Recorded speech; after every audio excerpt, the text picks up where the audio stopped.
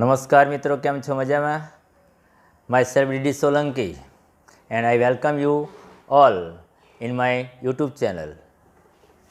Today we will learn about Standard 12 English Unit number 4, the adjustment.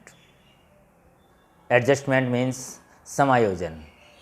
It is a very short story, nice very short story by Gulzar, and it is also interesting short story by Hindi author. We will look now. It was a mistake not to take Nana, our grandfather, to the funeral of our grandmother, our Nani. લેખક પોતાના નાના અને પોતાની નાની વિશે અહીંયા ખૂબ સરસ ભાવવાહી એક સુંદર નવલિકા રજૂ કરે છે. લેખક કહે છે કે એ અમારી ભૂલ હતી કે અમારી નાની જ્યારે મૃત્યુ પામ્યા ત્યારે એમની અંતિમ ક્રિયામાં અમે અમારા નાનાને લઈ ન ગયા. Go take her away, whisper into her ears that I too am on the way, nor far behind. Tell her I will see her in the beyond. જાઓ એને લઈ જાઓ. એ ધીમે ધીમે બબડવા લાગ્યા અને આવીને એના કાનમાં કહ્યું કે હું પણ તારા રસ્તે ટૂંક સમયમાં આવીશ. હું તને ત્યાં સ્વર્ગમાં ચોક્કસ મળીશ. With heavy hearts we hoisted Nani's bier over our shoulders.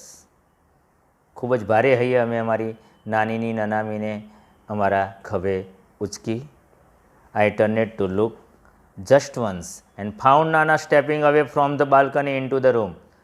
અને મેં જોયું તો નાના બાલ્કનીમાંથી પોતાના રૂમમાં જઈ રહ્યા હતા. Pulling the door shut after him. અને જઈને એમણે દરવાજો બંધ કરી દીધો. He had lived with Nani for over half a century. Seen her rather radiant face every day of those years. તેઓ અડધી સદી કરતાં પણ વધારે નાની સાથે જીવ્યા હતા અને હંમેશા એમનો ઉમળકાભેર ચહેરો જોયો હતો.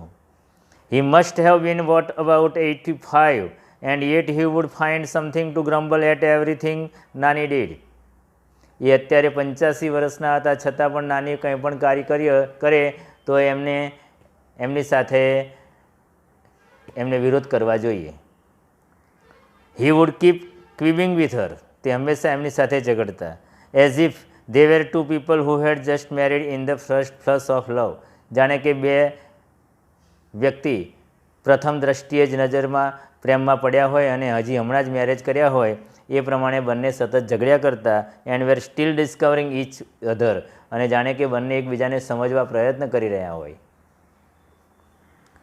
At times a petty quarrel would push them into long silence. અને કેટલીક વખત ઉગ્ર ઝઘડો બંનેને લાંબા સમય સુધી એકબીજા સાથે બોલતો બંધ કરી દેતો. They would stop talking to each other for days together. તેઓ દિવસો સુધી એકબીજા સાથે બોલતા નહીં. When we would try to intervene, all Nana would quip.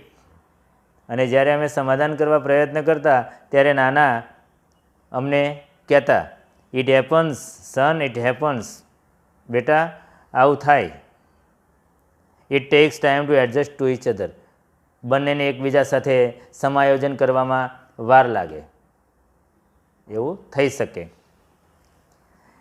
It was fun listening to him talk. Mother would always reprimand us. અને એમને આ રીતે એકબીજા સાથે ઝઘડવામાં જોવાનું અમને મજા આવતી. એટલે કેટલીક વખત માં અમને ઠપકો આપતી. Yes, you people provoke him, my mother has to bear the brunt. તમે બધા તમારા નાનાને ઉશ્કેરો છો અને પછી મારી માએ એટલે કે અમારી નાનીએ સહન કરવું પડે છે.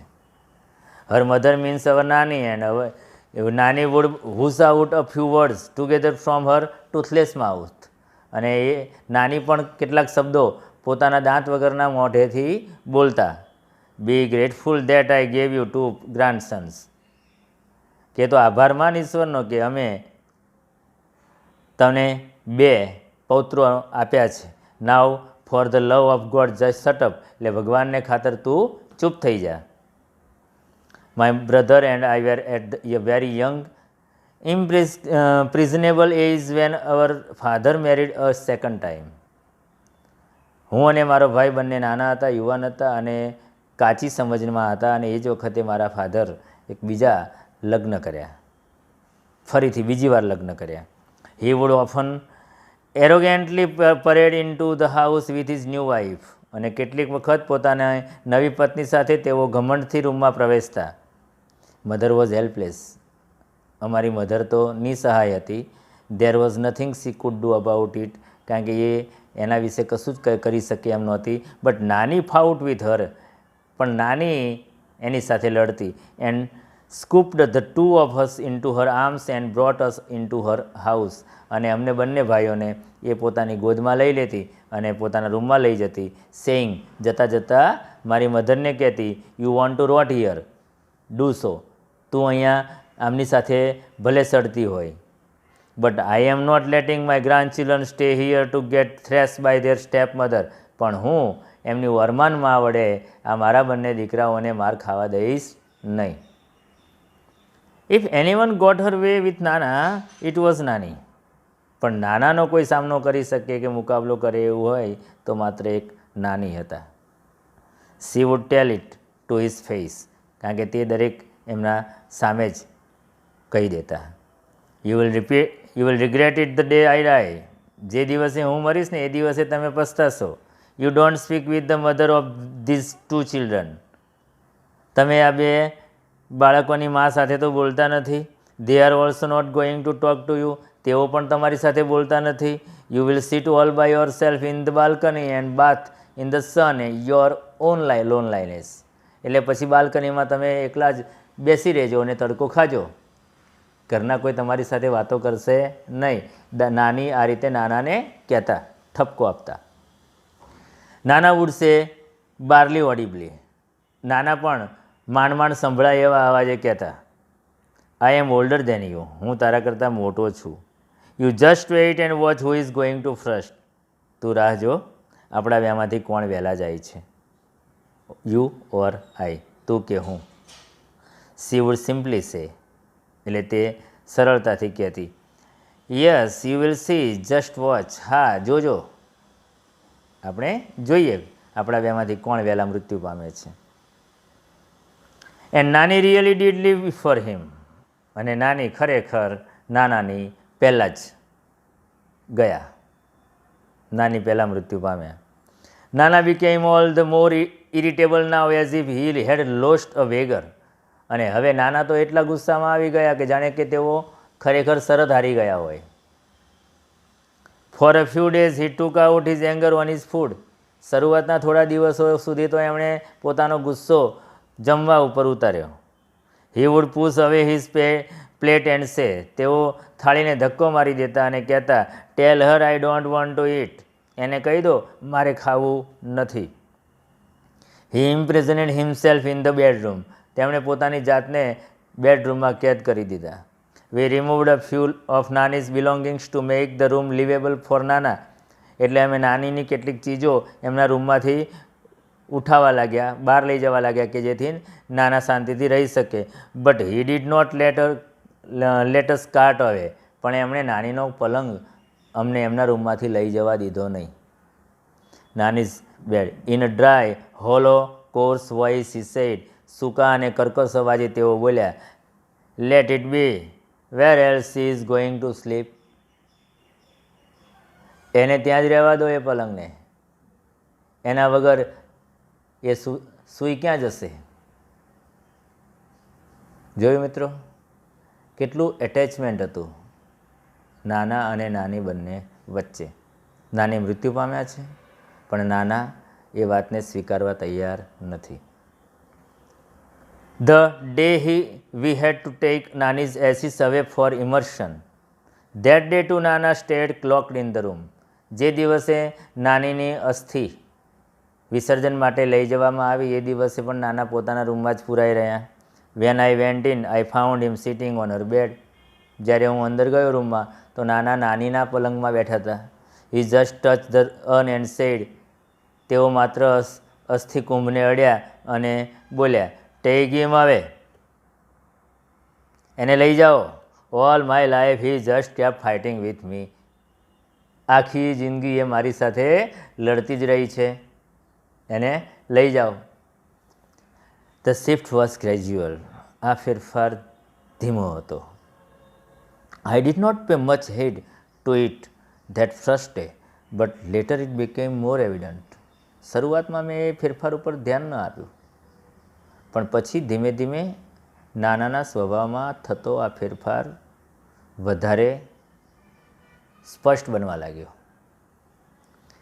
Another day I caught him taking Nani's cough syrup.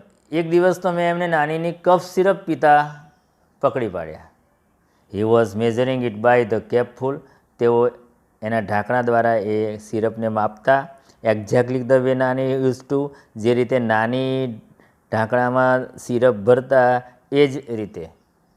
I ask him, what is that you are doing. મેં પૂછ્યું કે તમે આ શું કરી રહ્યા છો. What am I suppose to do then. This damn cough just doesn't let up. તો હું શું કરી શકું બીજું. આ દુશ્મન ખાંસી મટવાનું નામ જ લેતી નથી. Exactly the same turn of phrase that નાની વુડ હેવ યુઝ. નાની પણ ખરેખર નાનાના આ જ શબ્દો બોલ્યા હોત એ જ રીતે, જાણે કે નાની બોલતા હોય એ જ રીતે નાના જવાબ આપ્યો, બોલ્યા. He pause, threw me a look and said. તેઓ અટક્યા, મારી સામે નજર ફેંકી અને બોલ્યા, when this bottle gets over get me a new one. જ્યારે આ બોટલ પૂરી થઈ જાય ત્યારે બીજી પણ મને એક નવી લાવી આપજે. I was a little taken aback. મને એક થોડોક આઘાત લાગ્યો, હું સ્તબ્ધ થઈ ગયો. I had never heard him coughing. મેં તો નાનાને ક્યારેય ખાંસી ખાતા સાંભળ્યા જ નહોતા. But this was nothing compare to the shock he have gave me a few days later. પણ એ પછી કે થોડા દિવસ પછી મને જે એમણે શોક આપ્યો એની સરખામણીમાં આ આઘાત કંઈ જ નહોતો. આઈ told him, Nana let's go to a salon. નાના ચલો આપણે હજામની દુકાને જઈએ. You need a haircut. તમારા વાળ કાપવા જરૂરી છે. I insisted, if you don't want to go then I will call a barber home. મેં દબાણ કર્યું કે જો તમે હજામની દુકાને ન આવવા માગતા હોય તો આપણે હજામને ઘરે બોલાવીએ. He did not even bother to look at me this time. પરંતુ આ વખતે તો એમણે મારી સામે જોવાની પણ તસ્દી ન લીધી. He began to shake his head. એમણે પોતાનું માથું નકારમાં ધૂણાવવાનું શરૂ કર્યું. No no, he will kill me. ના ના, એ મને મારી નાખશે. He does not like my hair cut short. એને મારા ટૂંકા વાળ ગમતા નથી. He will never approve. અને એ મને વાળ કપાવવાની ક્યારેય મંજૂરી નહીં આપે, ક્યારેય રજા નહીં આપે. જોયું મિત્રો શું થતું હતું. નાના જાણે કે પોતે નાની હોય એવું વર્તન કરવા લાગ્યા હતા. નાનીને ટૂંકા વાળ નહોતા રાખતા તો નાના પણ પોતાના વાળ કપાવવાની ના પાડે છે. His intonation was nasal exactly like Nani's. અને એમનો આ અવાજ નાકમાંથી નીકળતો હતો જાણે કે નાની પોતે જ બોલતા હોય. It seemed as if it was Nani who was speaking. જાણે કે તે નાની બોલતા હોય. I moved back a little worried. અને હું થોડોક પાછો ખસી ગયો અને ચિંતા કરવા લાગ્યો. I had a friend doctor K D Kamble, a psychiatric. I called him over. મારા એક મનોચિકિત્સક મિત્ર છે ડૉક્ટર કે ડી કામ્બલે. મેં એમને બોલાવ્યા. He talk to Nana at length for hours. એમણે કલાકો સુધી નાના સાથે વાતો કરી. Most of the time Nana kept quiet. લગભગ મોટે ભાગે નાના ચૂપ રહેતા, શાંત રહેતા. He did not answer most of doctor Kambli's queries. એમણે ડૉક્ટર કામ્બલીએ પૂછેલા મોટાભાગના પ્રશ્નોનો જવાબ આપ્યો નહીં. But when he did he spoke like Nana normally did and in his own voice. પરંતુ જ્યારે ડૉક્ટર પૂછતા હતા ત્યારે નાના સામાન્ય રીતે જ વાતો કરતા હતા, જાણે કે નાના પોતે જ વાતો કરતા હોય. Something else became evident to one of the numerous questions that doctor Kambli asked him. પરંતુ મોટાભાગના પ્રશ્નોના જવાબમાં એક બીજી બાબત દેખાવા લાગી. He said, this only she can answer. જ્યારે ડૉક્ટર કામ્બલી કોઈ પણ પ્રશ્ન પૂછે એટલે નાના એ જ જવાબ આપે કે આ પ્રશ્નનો જવાબ તો માત્ર તેણીની જ આપી શકે એમ છે. I will ask her when she comes, અને જ્યારે તે આવશે, નાની આવશે, ત્યારે હું એને પૂછીને તમને કહીશ. Doctor Kamli shot back. આ સાંભળીને ડૉક્ટર કામલીને પણ સ્તબ્ધ થઈ ગયા. વેર હેઝ સી ગોન, તો તે ક્યાં ગઈ છે? The ends of his lips curled up a little in a smile, એટલે નાનાએ પોતાના હોઠ વાંકા કર્યા અને હોઠના ખૂણેથી કરડાકું સ્મિત કર્યું, હાસ્ય કર્યું અને બોલ્યા, oh she doesn't really ever tell me her whereabouts, અરે તે ક્યારેય ગયા પછી એ ક્યાં ગઈ છે, એના ઠેકાણા કે સરનામા ક્યાં આપે છે? એ ક્યારેય એ સ્થળનું નામ આપતી નથી. નાના હસતા હસતા બોલ્યા. વેન નાના લેફ્ટ, ડૉક્ટર કામલી સેડ, નાના ગયા પછી ડૉક્ટર કામલી બોલ્યા, હી ડઝ નોટ પરસીવ યોર નાની એઝ ડેડ, કે નાના, તમારા નાના હજી એ વાત માનવા તૈયાર નથી કે તમારા નાની મૃત્યુ પામ્યા છે. એ હજુ એ સ્વીકારી શક્યા નથી. He has begun to live a double life, એમણે બંનેનું વ્યક્તિત્વનું જીવન જીવવાનું શરૂ કરી દીધું છે. In fact there is more of her and less of him, હકીકતમાં તો નાનીનું વ્યક્તિત્વ એમણે વધારે અપનાવી દીધું છે અને પોતાનું ઓછું. હી has begun two think of himself as નાની, એમણે હવે પોતાની જાતને જ એક નાની તરીકે માનવાનું શરૂ કરી દીધું છે. Whatever happens it happens to her, એમને જે કંઈ થાય છે એ જાણે કે નાનીને થતું હોય એવું એમણે ફીલ કરે છે. She is the one who needs to be fed, એમને ભૂખ લાગે છે તો જાણે કે નાનીને ભૂખ લાગતી હોય. She is one who feels thirsty, એમને તરસ લાગે છે તો જાણે કે નાનીને તરસ લાગતી હોય. She is one who feels the pain, અને એમને કંઈ દર્દ પીડા અનુભવે છે તો એવું લાગે છે કે નાનીને, એમની પત્નીને જાણે કે પીડા થતી હોય. And it is C who tax the medicines, અને એટલા માટે જ નાની જે રીતે દવાઓ લેતા હતા એ જ રીતે તેમણે પોતે પણ દવાઓ લેવાનું શરૂ કરી દીધું છે. He only swallows the pills on her behalf, અને એટલા માટે નાનીના વતી તેઓ પણ દવાઓ લે છે. I drove the good doctor back to his home, હું ડૉક્ટરને એમના ઘરે મૂકવા ગયો. He said that Nana was suffering from a sort of dissociative personality disorder, ડૉક્ટરે કહી દીધું કે નાના એક માનસિક રોગ છે, ડિસોસિએટિવ પર્સનાલિટી ડિસઓર્ડર, એ રોગથી પીડાઈ રહ્યા છે. The condition was little understood, he said, હવે થોડીક પરિસ્થિતિ સમજાવા લાગી છે. And there was no sure cure for it, અને આ રોગની હવે કોઈ ઈલાજ નથી. He said, we will keep it at it, do our best, હા આપણે આપણાથી શ્રેષ્ઠ પ્રયત્ન કરીશું.